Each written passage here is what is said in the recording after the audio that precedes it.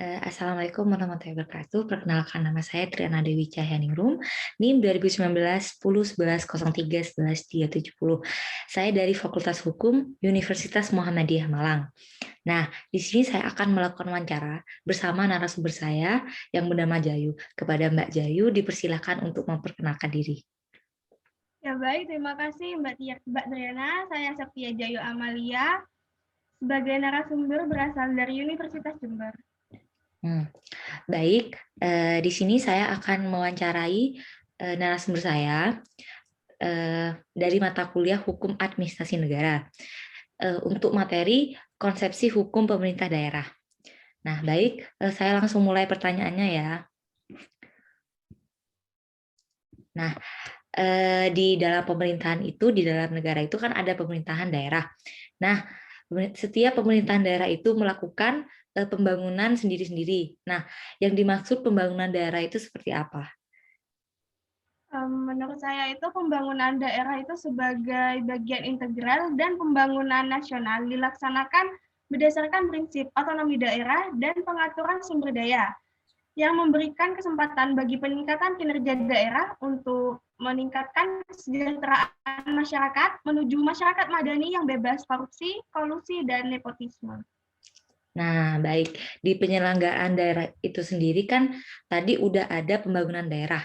Nah, tujuan dari penyelenggaraan pemerintah daerah itu seperti apa? Dapat dijelaskan? Menurut saya itu tujuan penyelenggaraan pemerintah daerah adalah penyelenggaraan urusan pemerintah oleh pemerintah daerah dan DPRD menurut asas otonomi dan tugas pembantuan dengan prinsip otonomi seluas-luasnya dengan sistem dan prinsip NKRI sebagaimana dimaksud dalam Undang-Undang Dasar Negara kita tahun 1945 di mana gubernur, bupati, atau wali kota, dan perangkat daerah sebagai unsur penyelenggara pemerintah daerah. Nah, baik. Di dalam penyelenggaraan pemerintah daerah itu terdapat landasan hukum. Nah, landasan hukum mengenai penyelenggaraan pemerintah daerah itu bagaimana? Landasan hukum mengenai penyelenggaraan pemerintah daerah telah berulang kali mengalami perubahan. Tidak bisa dipungkiri bahwasannya perubahan tersebut terjadi secara fluktuatif sebagai wujud problematika bagi penyelenggaraan pemerintah daerah. Dalam hal ini, kondisi politik memegang pengaruh peranan yang cukup besar. Nah, tadi udah ada pemerintahan daerah. Di dalam pemerintahan daerah ada pembangunan. Juga tadi udah dijelaskan tujuan penyelenggaraan pemerintahan daerah sama landasan hukumnya udah dijelaskan. Nah, saya lanjut pada pertanyaan yang terakhir. Itu akan menanyakan tentang pentingnya pembentukan atau penggabungan atau pemekaran daerah baru. Nah, di dalam pembentukan daerah otonom itu memiliki tujuan pemekaran. Sebagai tertuang itu dalam peraturan pemerintah itu ada tujuannya masing-masing. Nah, dapat disebutkan tujuan pemekarannya itu seperti apa? Baik, saya menjelaskan dulu pembentukan daerah otonom baru itu seperti apa ya. Pembentukan daerah otonom baru itu merupakan salah satu bagian dari upaya penataan wilayah administratif yang bertujuan antara lain memudahkan pemberian pelayanan publik, memperpendek rentang kendali, memberi ruang bagi masyarakat setempat untuk mengembangkan potensi secara lebih optimal, menciptakan efektivitas pemerintah daerah, dan mendorong terciptanya kesejahteraan masyarakat setempat.